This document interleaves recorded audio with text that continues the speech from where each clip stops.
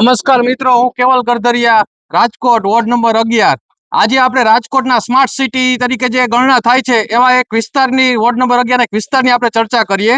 જે રાજકોટના ward number 11માં 150 ફૂટ રિંગ રોડ ઉપર સ્કાય ડાયમંડની પાછળ શ્રીજી ટ્વિન્સના લોકો સાથે આપણે એના સમસ્યા વિશે વાતો કરીએ.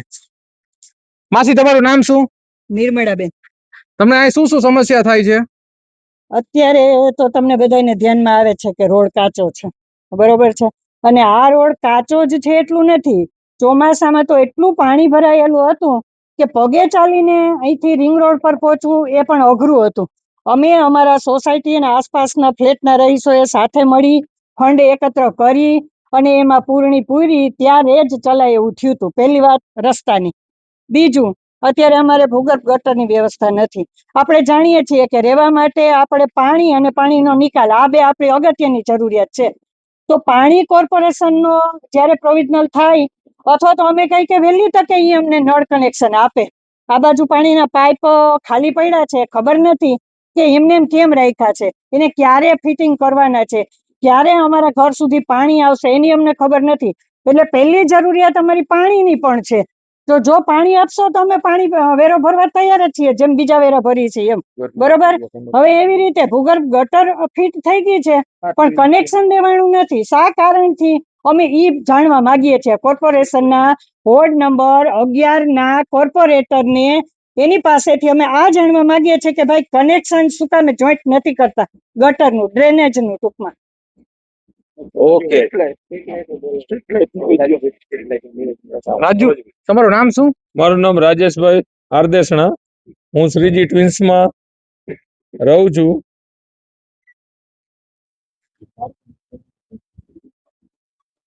હવે રાજુભાઈ, તમારી સમસ્યા અહીંયા શું શું છે?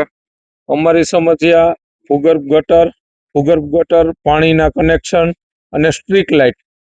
અહીંયા અમારે એટલા હેરાન થાય છે કે અમારે પોતાએ ફંડ એકત્ર કરી અને અમે લોકોએ જાતે રોડ બનાવ્યો છે. અમારે વડીલો છે એ 2-3 વાર પડી ગયા હતા, પછી અમારે અહીંયા ખર્ચો કરીને રોડ કરવો પડ્યો છે.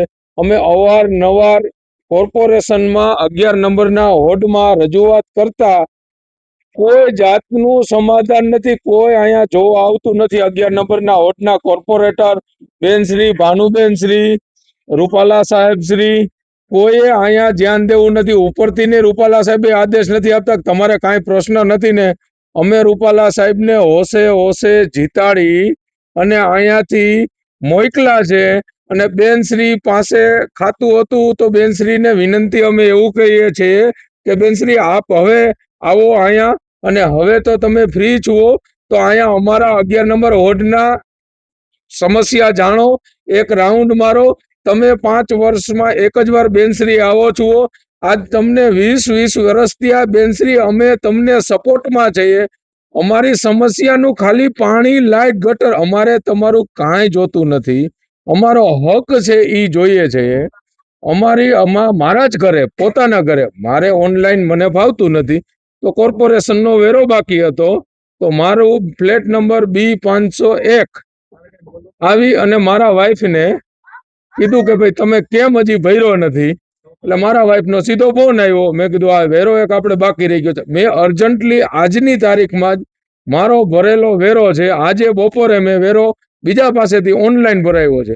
એટલે હવે કોર્પોરેશનને કે ઊંઘ નિંદ્રામાંથી જાગો, અમે તમારા જ છીએ, અમે તમને જ સપોર્ટ કર્યો છે. હવે તમે અહીંયા અમારી સમસ્યા જાણો અને એક રાઉન્ડ મારો. અહીંયા કચરા વાળો એકત્ર આવે, અમારે અહીંયા ડસ્ટબિન ભરીને રાખવા પડે છે. તો ઈ શું કામે અમે નથી ભરતા? તમે વેરો લેવા માટે અમારા ઘરના ઉમરા સુધી આવો છો, માણસો મોકલો છો, તો અમારો હક જ કઈ નથી. અમારી માંગ કઈ છે જ નહીં. હવે એવું નથી લાગતું કે વિકાસના નામે મત બહુ આપ્યા પણ વિકાસ આપણને દેખાતો નથી. તો હવે અમે જે વિકાસના નામે મત આપીએ છીએ એ વિકાસ અમારે નજરે જોવો છે, એવી અમારી સોસાયટીના રહેવાસીઓની ડિમાન્ડ છે.